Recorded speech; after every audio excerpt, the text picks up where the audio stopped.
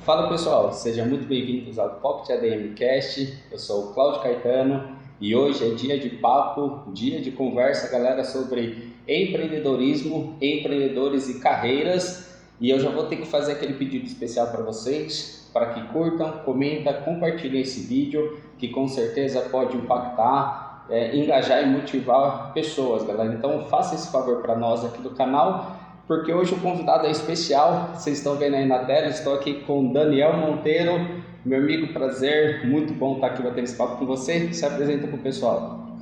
Boa tarde, Cláudio. Boa tarde, galera. Sou Daniel Monteiro, sou CEO da Capitalo Contabilidade, sou de Pindamonhangaba, interior de São Paulo. Estou em Jundiaí desde 2006, vim para cá, minha esposa é daqui, já constitui família, tenho uma filha de 13 anos, a Helena, o Rafael de 11 anos, e desde que eu me mudei para cá eu comecei a empreender no ramo da contabilidade. Me formei em administração de empresas e depois em contabilidade. Fiz carreira como auditor na Deloitte e na Arthur Andersen, e aí depois resolvi seguir empreendendo aqui em Jundiaí. E já estou há 17 anos mais ou menos nessa empreitada, né? Então tem um pouco de história aí. Ah, tem história, porque de vir de Pindamonhangaba para cá já tem chão. Já tem história pra caramba aí. A faculdade você fez lá ou você já fez para cá, aqui para Jundiaí? Você se formou lá em Pinda ainda? Não, eu fiz até um colegial lá Na verdade eu fiz colegial em Taubaté, que é uma cidade vizinha de Pinda. Uhum. E depois do colegial eu fui fazer cursinho em São Paulo, fiz faculdade em São Paulo. E aí eu ingressei na Arthur Andersen, que acabou sendo uma grande faculdade para mim também. Foi lá que eu aprendi a contabilidade de verdade. Realmente. Mas de onde surgiu a contabilidade? Porque assim, o pessoal faz cursinho, geralmente é mais comum a gente ver o pessoal fazendo para medicina, direito, algumas outras dessas áreas. De onde surgiu a contabilidade? Então, nunca foi uma coisa que eu imaginei que fosse fazer. Meu sonho sempre foi ser administrador de empresas, executivo de uma grande empresa, uma coisa desse tipo. Então, minha ideia foi fazer administração. Por isso, eu acabei indo para São Paulo, fiz cursinho e acabei entrando na faculdade no Mackenzie. Uhum. E, na verdade, eu acabei, depois que eu comecei num estágio numa construtora pequena lá de São Paulo. Foi um padrinho meu que me arrumou um emprego lá com um amigo que tinha uma construtora na área de compras. Foi assim que eu comecei, né? E quando meu pai tinha acabado de falecer fazia pouco tempo e eu estava precisando repensar a minha atividade, correr atrás, né, da vida, do meu ganha-pão, então tinha que mudar a faculdade para de noite, para poder trabalhar de dia. Nessa época, a Arthur Andersen estava fazendo recrutamento de trainees e estagiários nas faculdades. Eu nem sabia o que era auditoria na época, mas acabei me inscrevendo no processo seletivo deles, e aí fui aprendendo um pouco, passei por todas as etapas do processo seletivo e virei estagiário da Arthur Andersen, que era uma das grandes empresas de auditoria do mundo na época, né? Uhum. Então lá que eu aprendi um pouco o que era contabilidade e o que era auditoria. E enquanto isso eu fui fazer a faculdade de administração. E depois que eu fui seguindo carreira, né, passando pelos cortes, não fui mandado embora. E aí virei sênior de equipes, né, da auditoria.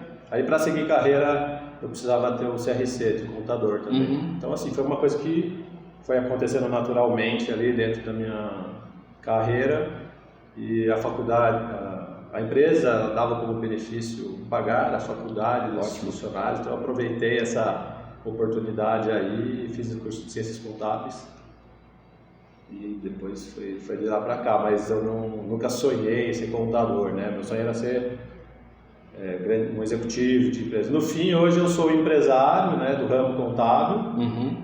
E então assim, sou administrador de uma empresa contábil, né? Então deu para unir o útil ao agradável. O sonho está realizado, então está realizado. Tá ali dentro. Então, está sendo realizado. É isso aí, está cada dia crescendo mais. Essa vontade de você ser executivo, de ser administrador, era para alguma referência? Porque também é algo que acho que as pessoas descobrem isso, né? Porque você já tinha isso claro. De onde veio ser executivo de uma grande empresa? Eu não me lembro assim de nenhuma referência específica, né? Meu pai trabalhava na fazenda, tinha uma fazenda de gado de leite, corte, plantava arroz. Legal. Eu não sei, acho que eu tinha alguns tios, né? Irmãos da minha mãe, tinha um tio que trabalhava no mercado financeiro, trabalhava com grandes instituições financeiras. Eu acho que talvez eu tenha me espelhado um pouco neles naquela época. Eu não queria ser fazendeiro, né? Não quis ser o agroboy? Não. E aí, eu acho que foi mais nesse sentido, de ver filmes na televisão. Eu queria trabalhar em grandes empresas, né? Legal, porque Pinda é bem mais interiorano do que Jundiaí, por exemplo, né? Acho que não é tão forte também lá essa cultura de grandes empresas lá, ou eu estou enganado? Não, Pinda é uma cidade bem menor que Jundiaí, fica lá no Vale do Paraíba, né? Mas, sim, perto de São José dos Campos, tem algumas grandes empresas na região, né? Embraer, tem fábrica da Nestlé, da Rolls, mas não é um polo assim tão forte empresarial. Agora está melhorando, né? Mas na época era um pouco menos.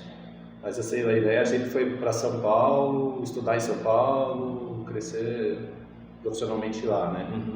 Mas depois a vida foi mudando e eu quis fugir de São Paulo e voltar para o interior. Poderia voltar para Pinda ou vir para Jundiaí, porque nessa época eu já conhecia a Mariana, né, minha esposa, que é daqui da cidade. E aí, analisando aí as possibilidades, a gente preferiu vir para Jundiaí do que voltar para Pinda, né? Entendi, que acho que é um meio termo, né? Não é nem São Paulo que é o caos, vamos colocar assim, que é São Paulo, que é outro ritmo super acelerado, e talvez não é tão interiorano assim quanto Pinda, né? É uma cidade bem equilibrada, né? Com certeza, é uma cidade que tem mercado de trabalho bem forte, muita empresa, tem muito PIB, né? Tem a renda per capita bem alta. Eu fui também, quando eu vim para cá, fui super bem recebido pelos jundiaienses, então caiu como uma luva assim para mim. Fugi de São Paulo, que eu já tinha ficado uns 10 anos lá. 10 anos. Já estava um pouco cansado da cidade grande.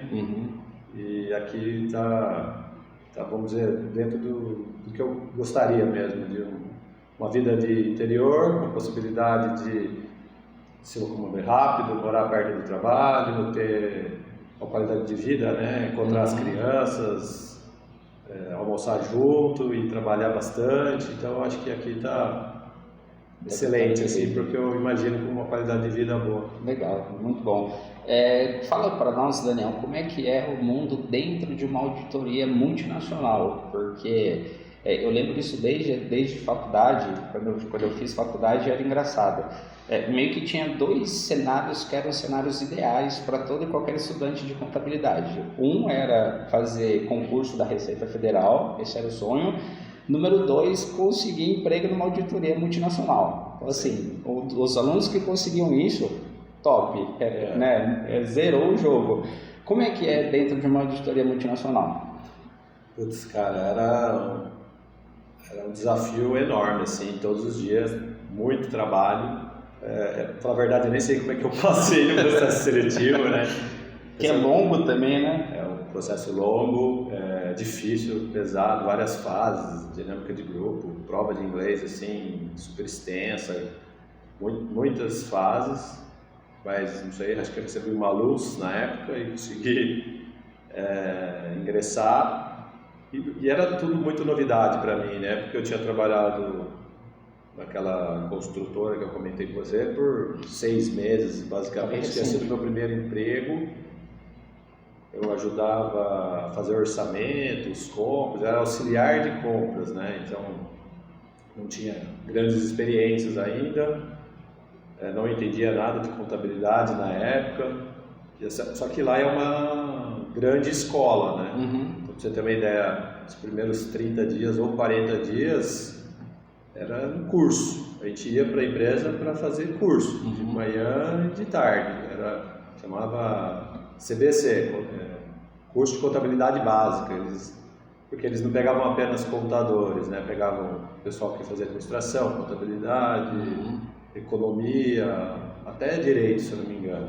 Então eles tinham que alinhar o básico de conhecimento para as pessoas poderem se tornar um trainee, né? Que é o pica-pau que eles falam lá.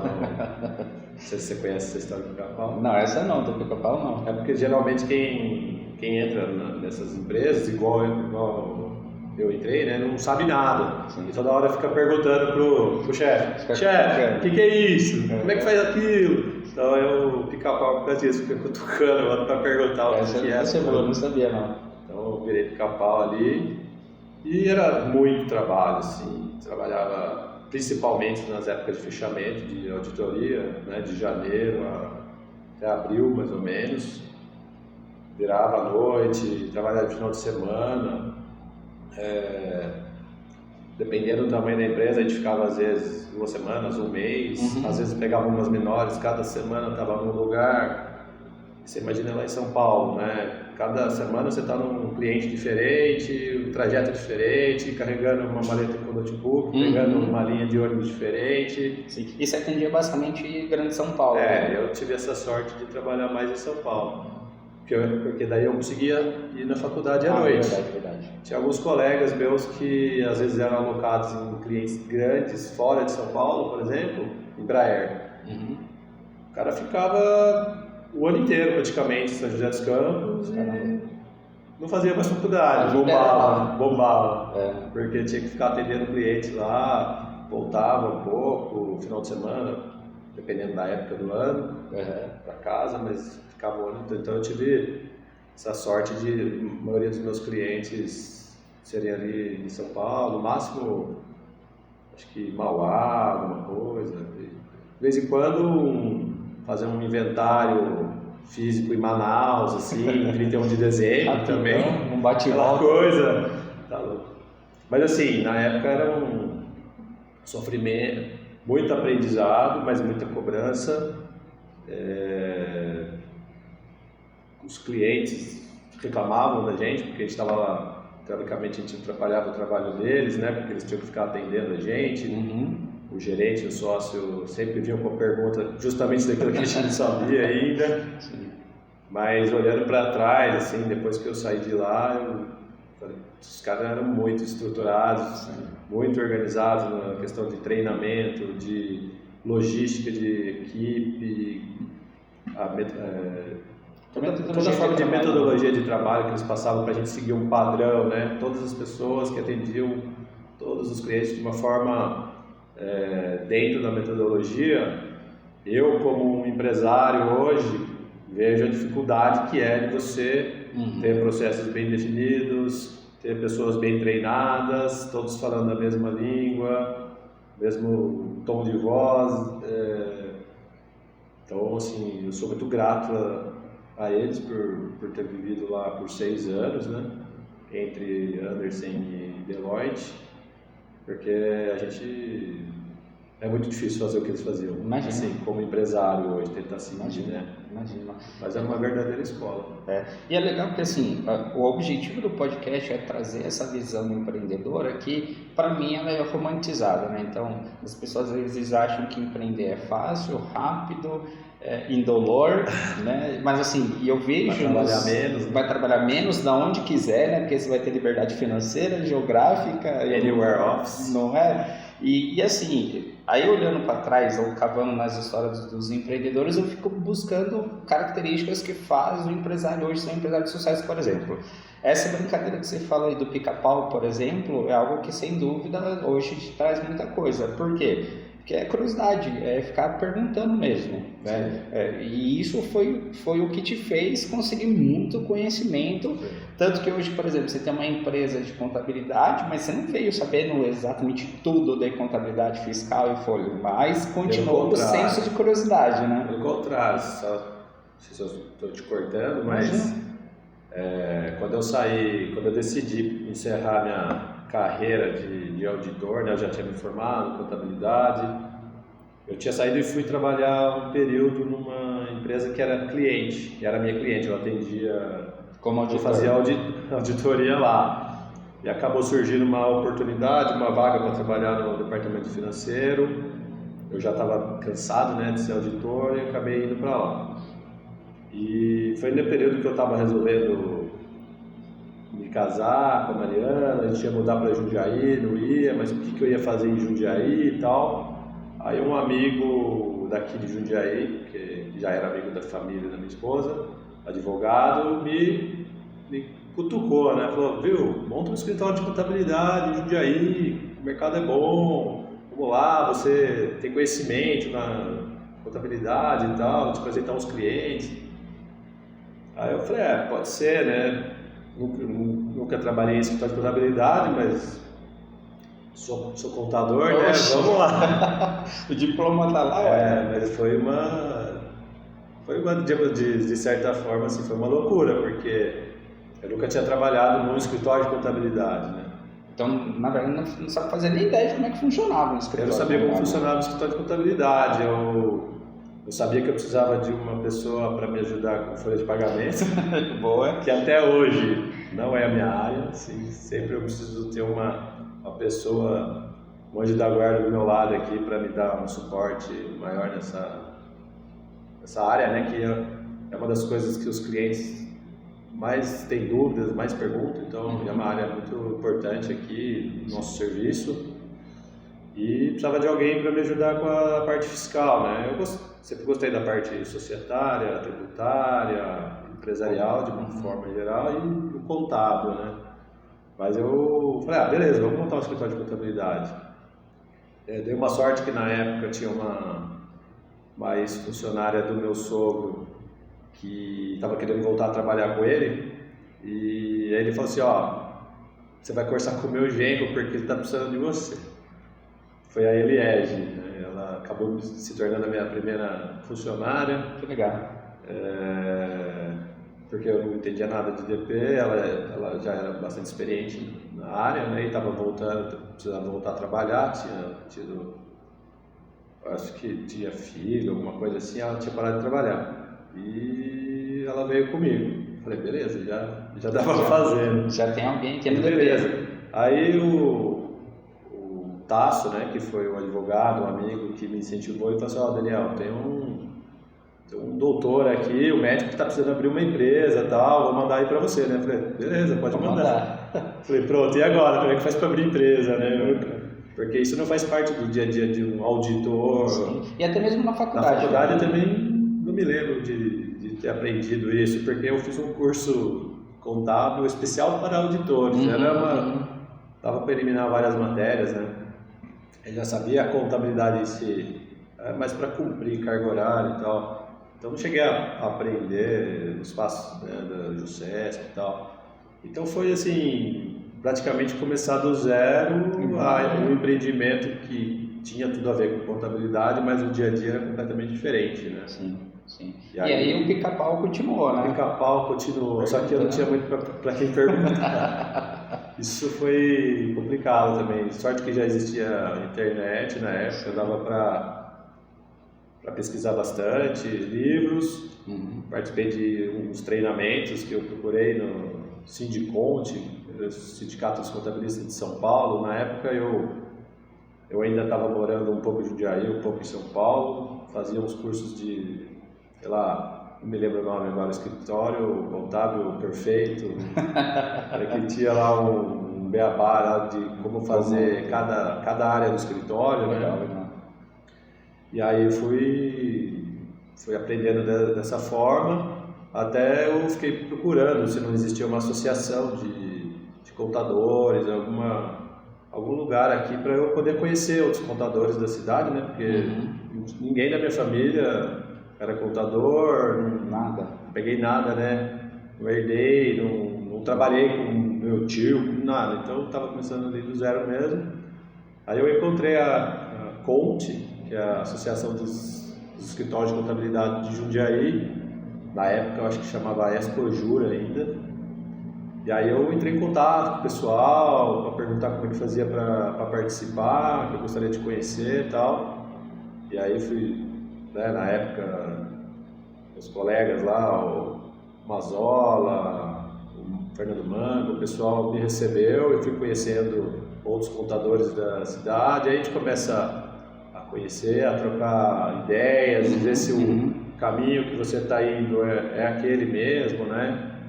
E aí vai pegando um pouco mais de confiança também e a coisa vai fluindo, vai se deslanchando, mas é muito aprendizado. Até hoje. A gente está falando de que ano isso que você abriu o escritório?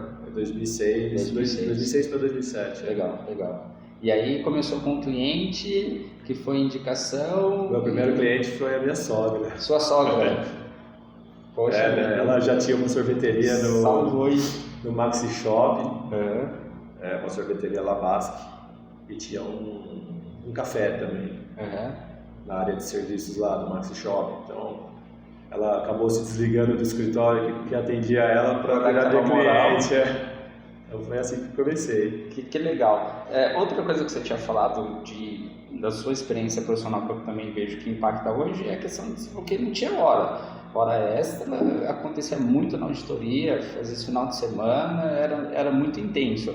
E eu vejo que você tem, às vezes, vou colocar assim, uma briga entre empresário e funcionário, que é engraçado, né? Porque o empresário, ele espera com que o funcionário dedique-se mais, e às vezes o funcionário fala, poxa, meu cara tá me cobrando, não sei o quê, e fica essa corda, esse cabo de guerra, né? Mas é muito importante, né, Daniel? Eu vejo que, assim, essa dedicação não vai ter como não ter mesmo, né? Porque, e às vezes muitas pessoas querem empreender, mas não tem essa força de vontade para o trabalho, como se ela fosse empreender e ela fosse precisar disso, né? Ela fosse conseguir, de fato, ter essa liberdade de tempo que o pessoal fala, que eu trabalho 2 horinhas por dia e já está feito, e essa não é a realidade do empresário, principalmente no começo, né, Daniel?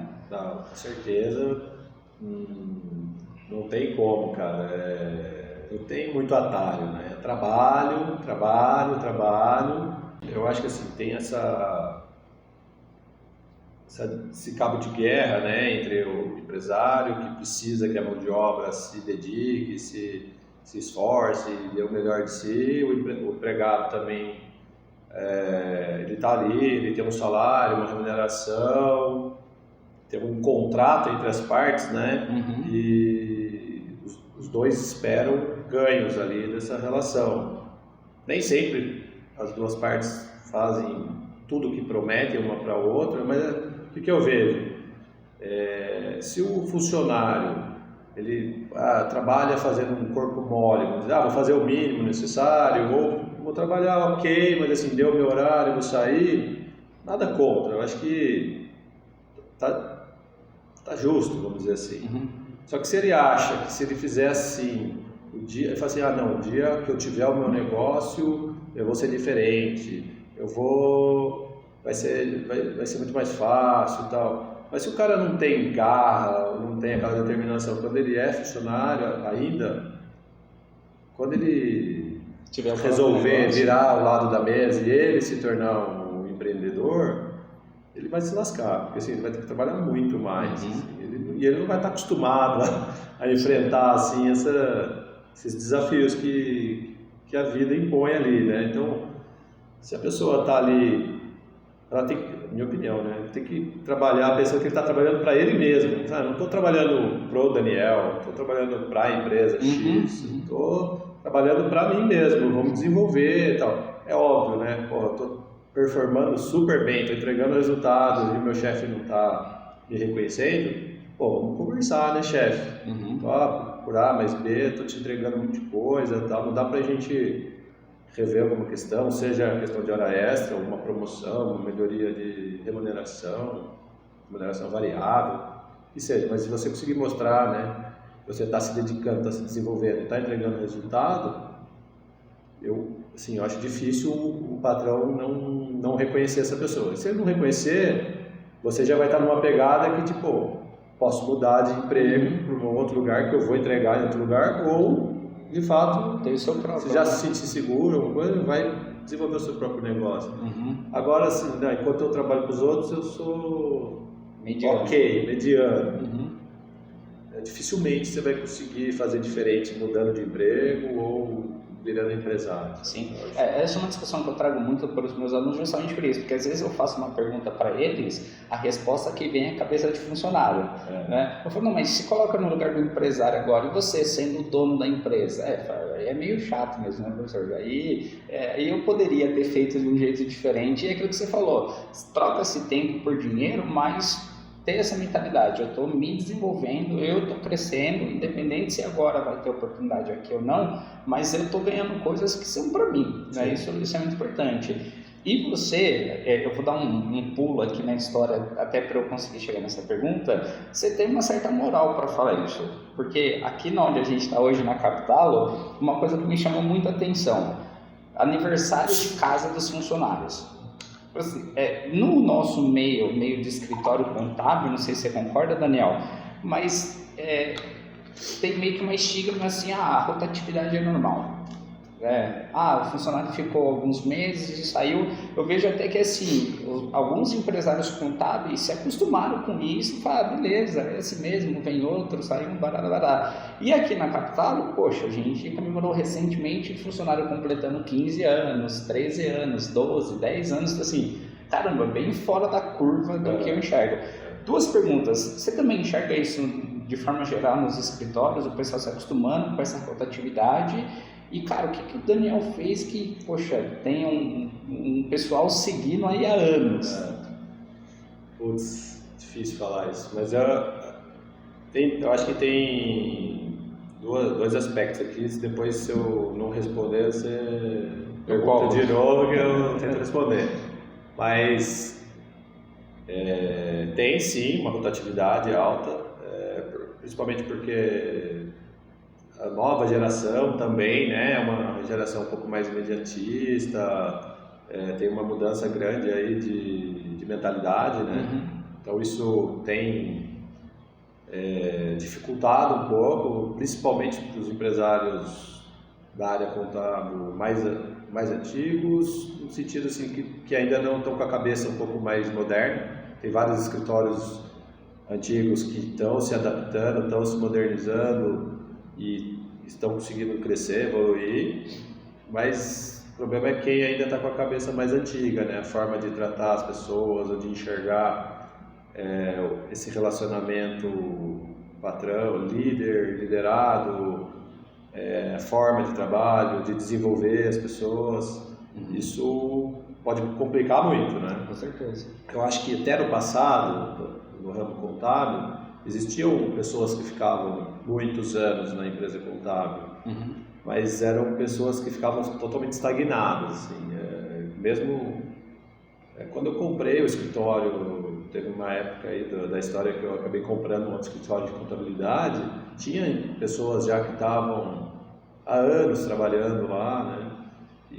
Mas eram pessoas que estavam estagnadas ali e era uma vida meio de fábrica antigamente, sabe? A pessoa ia lá, batia o cartão, escriturava, maquininha de calcular com papelzinho, acabava aqui, trabalhava pra caramba, acabava e ia embora e tinha isso, mas os últimos, desde que eu entrei assim no ramo, aí nos últimos 15, 12 anos aí começou a mudar essa questão dessa nova geração, que eu me incluo também, sou super jovem. Começou a mudar essa questão da rotatividade e tal, e aí teve que ter essa mudança de mentalidade, de como enxergar que as pessoas são de fato o ativo mais importante que existe na empresa, né? A equipe, como é que desenvolver essas... Porque quem faz o trabalho, quem atende o cliente, quem faz tudo na empresa, apesar de a gente ter todos os softwares, toda a tecnologia, boas máquinas, tudo, são as pessoas que fazem a diferença, né? Então, quem começou a mudar o pensamento para esse tipo de atitude em relação à equipe, acaba colhendo os frutos, né? Lógico que não é um mar de rosas, a gente tem erros, né? Tem perdas pelo caminho, mas na média, eu acho que a gente vem conseguindo manter bom relacionamento, tem que ter um alinhamento de propósito, né, das pessoas que trabalham com o propósito da empresa, com o propósito do líder da empresa, para ter um engajamento, né, além do salário, de ter um bom ambiente de trabalho, bons equipamentos, tem que ter bons clientes também, porque cliente ruim espanta funcionário, que é uma beleza. Sim, isso é importante também. Então são várias coisas, as estrelas têm que se alinhar para a coisa dar certo. E aí a gente consegue ter funcionários que se mostram assim, satisfeitos, felizes, e continuar trabalhando com a gente e a gente com eles também, né? Porque tem essa visão. Se o empresário, se o funcionário não estiver evoluindo, mostrando que está entregando resultado, fazendo o que precisa, também a gente precisa dar uma presta atenção nessa pessoa para ela continuar crescendo, para a empresa poder crescer, né? Então acho que é uma troca, né? A empresa cresce, o funcionário cresce, num ambiente de muito trabalho, de profissionalismo, mas de uma forma agradável também, porque a gente passa muitas horas do dia e da semana aqui. Sim. E a gente vai colhendo esses frutos, né? Sempre tem coisa para melhorar, mas as pessoas acabam enxergando o esforço que a gente faz também, né? Então, sim, com certeza. E quanto mais for transparente essa comunicação do que eu como empresário ou dos líderes das empresas tiver com as equipes, né? Mostrar para onde quer ir, qual a missão, qual é a visão, onde quer chegar, se tem metas de crescimento, isso tudo ajuda a alinhar o propósito das pessoas. Bom, para mim faz sentido, porque tem um projeto de crescimento da empresa, aqui vai dar certo, então isso acaba atraindo as pessoas boas. Aquelas que são boas, variadas, vão ficando e vão puxando outras pessoas boas, e aquelas que não são tão boas acabam saindo, né? Mas esse é o grande desafio da nossa dia a dia. E nunca vai ser 100% mesmo, na verdade, né? Só que assim, eu acho que é importante destacar que esse alinhamento de expectativa aconteça, porque eu acho ruim quando o processo seletivo ele foca só no técnico, né? O Cláudio tem experiência, sabe fazer contabilidade, tem 2 braços, beleza, entra, tá? Mas assim, e a expectativa, né? E o meu momento de carreira, o que eu estou buscando, o que a empresa tem para me oferecer? Então, todos esses detalhes, no final das contas, ele vai fazer muita diferença, né? Vai ser o motivo de eu ficar 1 ano ou 10 anos, 15 anos, 20 anos, e assim vai. Você falou da compra de um escritório. Quanto tempo demorou e por que você resolveu comprar esse escritório? Como é que foi essa expansão? Antes era Monteiro, né? Você já começou com Monteiro? Monteiro Contabilidade. Isso é muito chique. É muita... Pindamonhangaba. O seu nome é Monteiro, não? Ele é de Monteiro. Daniel Monteiro. Daniel Monteiro. O B de Daniel. Beleza. Muita criatividade. Não, chique demais. E aí a De Monteiro, como é que foi a expansão dela? Tipo, eu imagino que você parou de pegar contabilidade só de parentes. Sim, né? Não, já tinha, se não me engano, uns 50, 60 clientes, né? Mas estava naquela corrida dos ratos que o pessoal fala, né? Putz, arrumei um cliente, legal. Putz, eu preciso de um funcionário para me ajudar. Aí, preciso comprar um computador, preciso fazer um monte de coisa. Aí, e era uma fase no começo bastante complicada, porque você precisa crescer, precisa gerar faturamento, mas você precisa de mão de obra, você precisa treinar as pessoas, sistema, enfim. Os primeiros 3 anos ali foram bem difíceis, né? Assim, pensando na parte financeira, porque o escritório não gerava dinheiro para mim, né? Eu tinha as reservas lá da época que eu era funcionário e fui gastando, gastando. E já estava até desanimado na época, assim, não sei nem se eu tinha conversado com a minha esposa, falei, putz, não sei se vai dar, talvez tenha que repensar, montar um outro tipo de negócio que não estava se pagando, estava trabalhando pra caramba e as contas não fechavam. 3 anos é tempo. Já é um tempinho razoável, né? Aí a gente ia viajar com a família e tal. Nisso, a Cláudia Cremonese, que já conhecia minha esposa, na época de escola e tal, ela entrou em contato com a minha esposa para falar que o pai dela, que tinha um escritório já antigo da cidade, que era o escritório contábil Cremonese, do seu Odair, ele estava pensando em vender o escritório e tal, e ela sabia que a Mariana tinha casado com um contador, que tinha um escritório, se não tinha interesse e tal, em conversar. Daí a gente falou, pô, tem interesse, né? A gente está indo viajar, mas quando a gente voltar, a gente conversa e vê o que pode acontecer. E aí voltei, fui conhecer o seu Odair, a Cláudia, foi uma conversa super legal. Eles apresentaram a situação toda. O seu Odair estava doente, né? Ele queria ter uma sucessão no escritório, não queria passar para qualquer pessoa. Ele também acabou gostando de mim, do meu jeito. Ele sentiu confiança, né? Aí resolvemos fazer essa união dos escritórios. Na verdade, eu acabei comprando o escritório dele.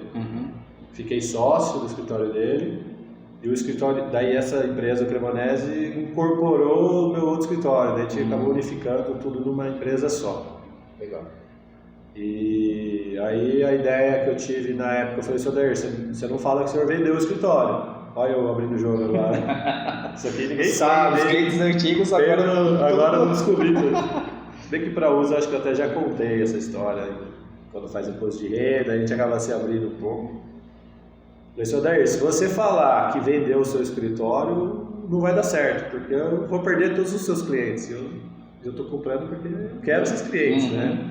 A ideia é porque o escritório já era um escritório antigo, já tinha nome, já tinha uma carteira de clientes, ele já tinha sido maior, mas ainda assim tinha uma carteira, acho que 60, 70 clientes, tinha uma equipe que trabalhava, tinha um processo que rodava, né? Sim. E aqui também em Jundiaí, há tempos atrás, o empresário, ele contratava o contador, a pessoa contador, né? Então ele confiava, ficava próximo e assim, era a figura do seu Odair, né? E aí tinha essa preocupação, pô, dizer agora quem que é esse cara que tá chegando? Pois é, falou, seu Odair, o seu cliente ia falar, você vendeu o escritório para quem? Para o Daniel.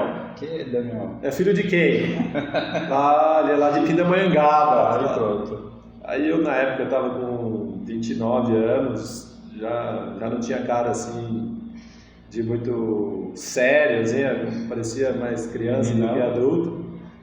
A chance de eu perder os clientes era alta, porque todo empresário tem o contador, mas tem um amigo que já falou do contador e tal, e às vezes sempre tem o escritório vai bem, mas sempre fica um mal entendido, e algum assunto assim, agora é o momento que eu precisava para mudar de escritório de contabilidade. Eu falei, Odair, não vamos deixar isso acontecer. Você me apresenta como seu sócio. Aí a gente mudou o nome da empresa para Monteiro e Cremonese Contabilidade, e aí ele se apresentou para o mercado, ele me levou para alguns clientes mais antigos, assim, me apresentou como um sócio novo que chegou para trazer novas ideias e tal, para trabalhar em conjunto para evoluir a empresa, né? E aí a gente não criou aquele gatilho imediato todos, que legal, seja bem-vindo e tal, né? É diferente de você... sucessão de fato, né?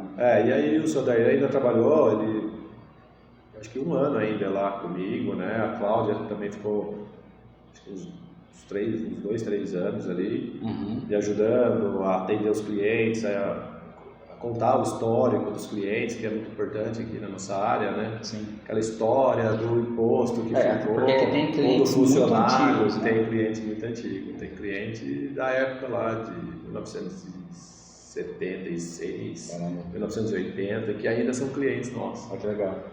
Então, e depois que a gente começa a conversar com os clientes, atender os clientes, eles acabam conhecendo a gente, pegam a confiança, né? E a coisa vai. Mas foi um processo ali de quase 2 anos, assim, de transição, porque eu também fiz a união das equipes, né? Ele tinha uma equipe, eu tinha uma equipe, a gente unificou 2 culturas diferentes. Aí tinha 2 chefes do DP, 2 chefes da contabilidade, e com culturas diferentes, né? Então, assim, até eu conseguir virar a chave e falar assim, aqui não tem mais a carteira de clientes Cremonese e a carteira de clientes Monteiro. Agora é Monteiro e Cremonese.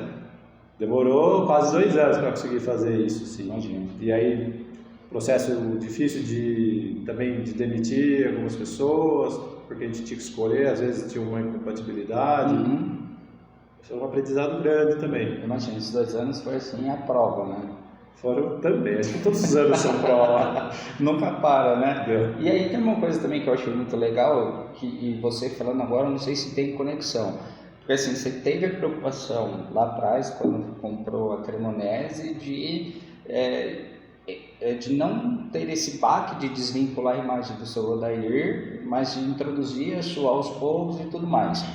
Hoje não é nem mais Monteiro e Cremonese, nem mais Monteiro Contabilidade, hoje é Capital, né? E aí você falou que você quis criar essa marca. Tem alguma relação com essa sua experiência lá atrás de repente desvincular um pouco de uma pessoa, de um sobrenome e criar marca, ou não, você já tinha isso desde sempre?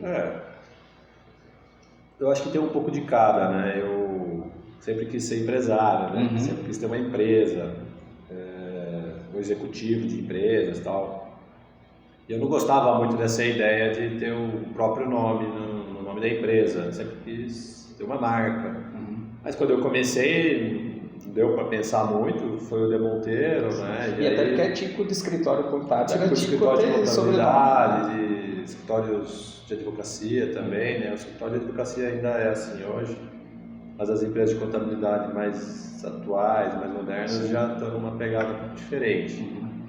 E eu sempre quis daí mudar, mas é um processo muito difícil, pelo menos para mim foi dificílimo pensar no nome, numa marca que pudesse expressar alguma coisa que fizesse sentido dentro da minha atividade e sem causar um impacto negativo na minha equipe, nos meus clientes, no mercado. Então foi assim, anos assim, de sofrimento, pensando, desenhando, escrevendo, fazia listas e listas de nome. Aí às vezes eu perguntava para minha esposa, ela falava assim, nossa, isso não é muito ruim. Você lembra de algum ruim ou não? Tem vários. Eu já pensei, tipo assim, Everest, que é o nome da montanha, Blue Box, Black Box, daí vinha muitos nomes em inglês. Eu tentava fugir um pouco dessa terminologia, mas sempre que eu pensava, vinha coisa em inglês. E o medo também, né? Daí também eu pensava, não tomava decisão, mas daí o dia a dia me atropelava, né? As atividades do escritório, clientes para atender, funcionários para organizar, treinar, enfim, daí eu deixava essa história um pouco de lado. Aí passava um tempo, eu voltava, então fiquei uns bons anos aí nessa combinação de nomes, né? Mas em 2021 acabei, você vê, Monteiro e Cremonese foi em 2010 que aconteceu a fusão. O senhor Odair e a Cláudia deixaram de trabalhar comigo em 2012, se eu não me engano. Depois de 2000, vamos dizer, podia manter ali mais um pouco, 2013, 2014, para manter o histórico, mas dali para frente já não fazia mais sentido manter o Cremonese, né? Mas como eu não tinha outra opção, eu fui mantendo, né? E a Cláudia, eu conversei com ela falou que não tinha problema. Tem que usar o nome. Ela me ajudou muito sempre, então, legal.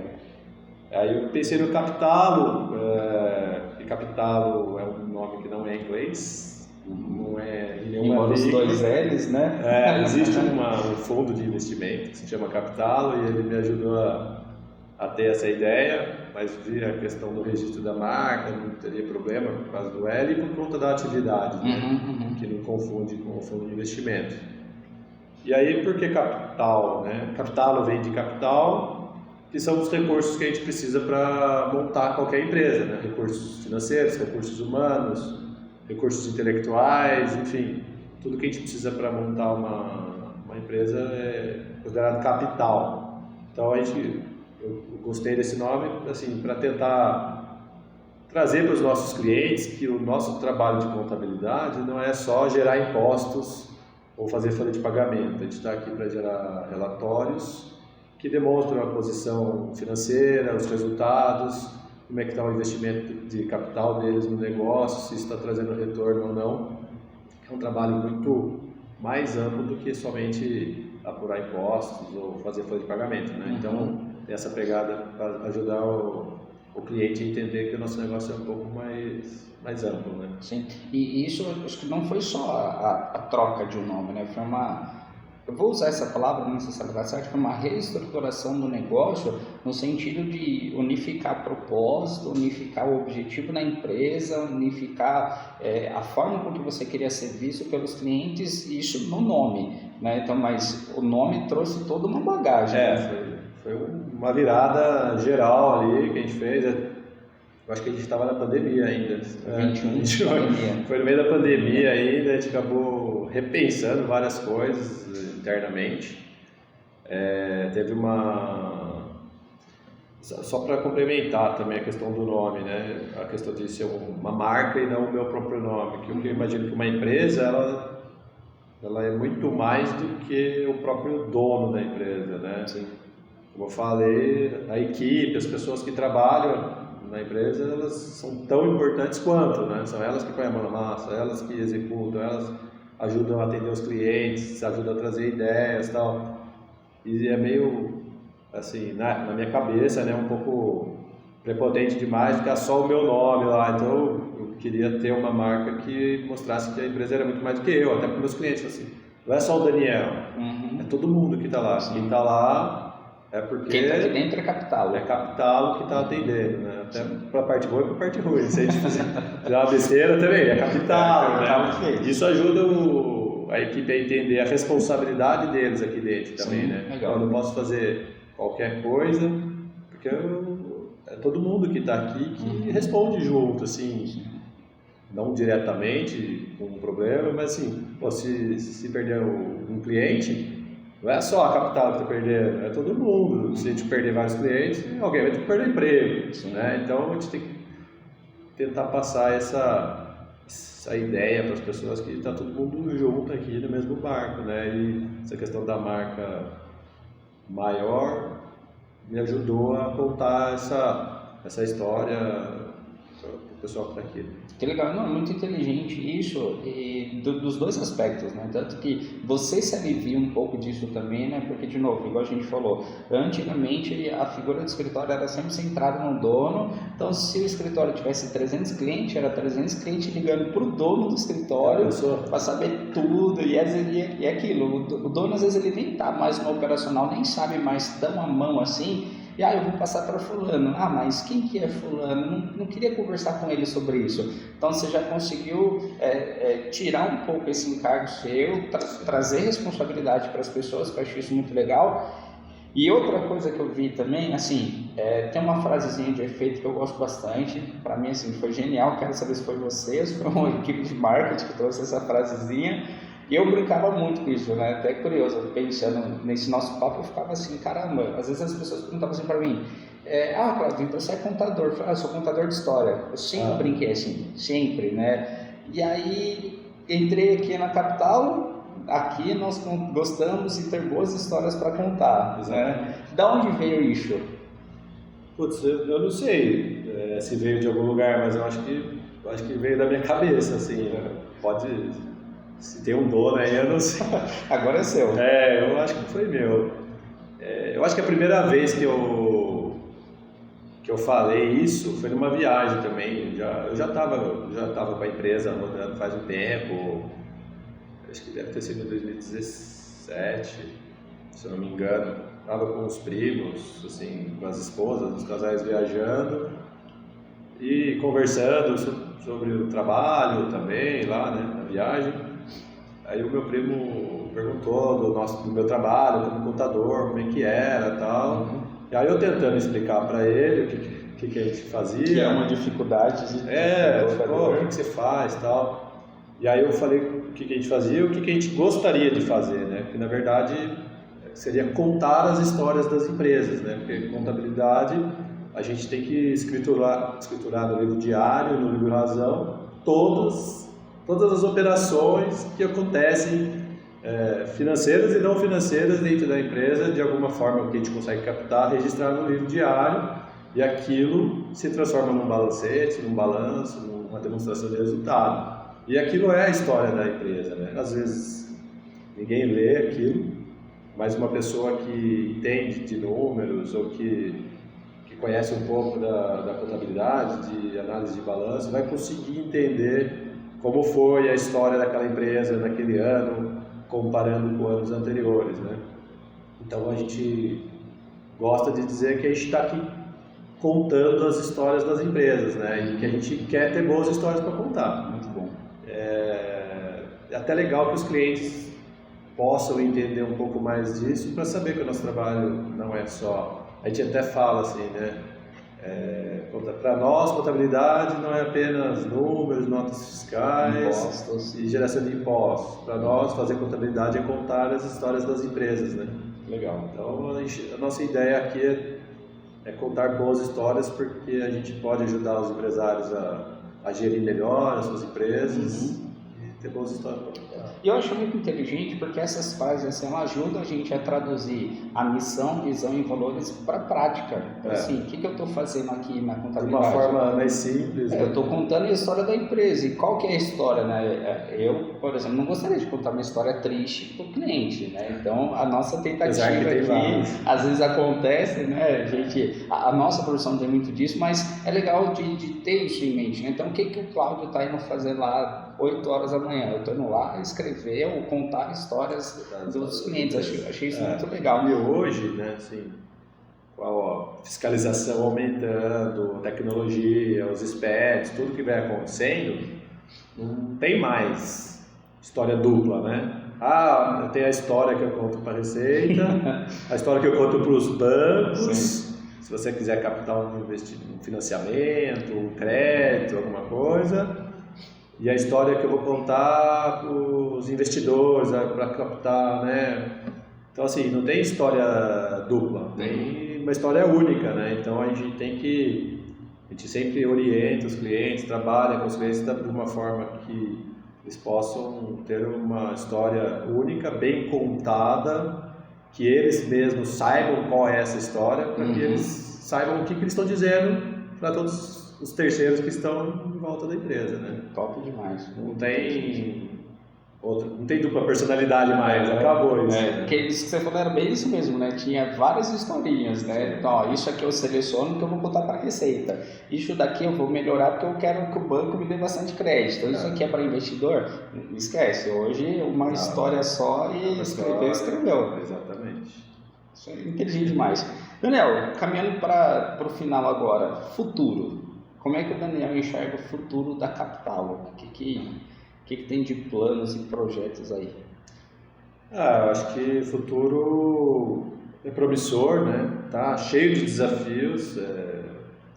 O que me dá bastante confiança é que nesses últimos tempos a gente fez essa reformulação de marca, a gente fez um trabalho forte com a equipe, de treinamento, de engajamento, de alinhamento de expectativas. Então, assim, eu estou bastante seguro de que a gente tem uma base muito boa para continuar crescendo, né? Eu já mudei um pouco a minha mentalidade, né? Não vou falar mindset, que está muito na moda, mas já falei. Clichêzão. Sempre fui muito, como é que fala, conservador, né? Que é uma atividade de bastante risco, né? Atividade de contabilidade, você pode cometer um erro e criar multas elevadas para os clientes, ou participar de alguma questão que possa ser considerada fraudulenta pelo fisco e você está envolvido, então a gente tem que acompanhar de perto o que os clientes fazem e tal. Então eu sempre fui muito conservador e tal. Como a gente já está com uma carteira de clientes bem estruturada, a gente conhece bem os nossos clientes, a nossa equipe também está bem alinhada, a gente está pronto para dar passos maiores, né? Continuar contratando novas pessoas dentro da cultura, dentro do que a gente imagina como sendo importante para o trabalho e aumentando a nossa capacidade de operação, né? Para poder atender cada vez mais clientes, assim. Temos um desafio enorme agora, né? Reforma tributária sendo aprovada, foi aprovada agora recente. Vai ter um monte de coisa ainda para vir com essa reforma, fora as outras mudanças que acontecem no dia a dia. Mas estou bem animado, assim, estou participando de umas mentorias de desenvolvimento empresarial, não só na área técnica de contabilidade, como na parte de marketing, de gestão de pessoas, de liderança, que eu acho que todos os empresários deveriam também participar desses programas que abrem muito a nossa cabeça, né? A nossa visão, e compartilhar isso com a equipe também, porque daí traz o pessoal para um próximo nível e isso leva a gente para outro nível. Então, assim, estou bastante animado. No ano passado tivemos um crescimento bacana, né? Vamos ver se a gente consegue repetir esse ano aí. Para mais. As metas são mais ousadas. Não é? Então, podemos esperar muita ousadia para os próximos anos na capital aí. Muito crescimento, sempre assim, com os pés no chão, né? O lado conservador falando agora. O lado conservador aqui, mas assim, sempre buscando não deixar de atender bem os nossos clientes, ou de mudar a forma de trabalho, né? Para a equipe não desandar, né? É uma coisa que tem que ir evoluindo. Se a gente acelerar demais o crescimento sem trazer a estrutura junto, acaba derrapando e acaba tendo que dar dois passos para trás, né? Sim, então a gente é bom ir dando um passo de cada vez, um passinho um pouco mais acelerado, mas sempre acertando aqui as arestas para não derrapar muito. Só derrapar um pouquinho. Isso aí, que faz parte da trajetória, né? Não tem como fugir não. Galera, é só tudo isso, vocês viram que assim, foi rápido. Uma hora não dá nem pra gente entrar em muitos detalhes, são 20 anos de história. Daniel, obrigado pelo seu tempo. 20 anos de história de capital. De capital, né? Então assim, tem muita coisa aí por detrás. Esse é só o primeiro episódio, já fica aqui o convite para o segundo, terceiro, para os próximos. Obrigado, desejo muito sucesso à capital, até porque muito me interessa também, espero fazer parte dessa história, conta comigo, deixe suas considerações finais aí também e, de novo, obrigado. Obrigado, Cláudio, pelo convite, por me fazer estrear aqui nas câmeras, no microfone, primeira vez. Gostei muito de ter falado, porque me fez reviver várias coisas aqui, as emoções. Foi bem legal, traz ânimo para continuar dando os próximos passos que a gente falou, de crescimento, de desenvolvimento. E é isso, vamos ver se a gente consegue trazer novidades aí para o pessoal que segue a capital, ou que é nosso cliente, ou que curte o nosso trabalho. Vamos ver, 2024 promete. Isso aí, vai dar muito bom. Pessoal, mais uma vez, se inscreve aqui no canal, curte, comenta, compartilha esse vídeo que é muito importante. Agradeço também do seu tempo e ter assistido até aqui e eu vejo você no próximo vídeo.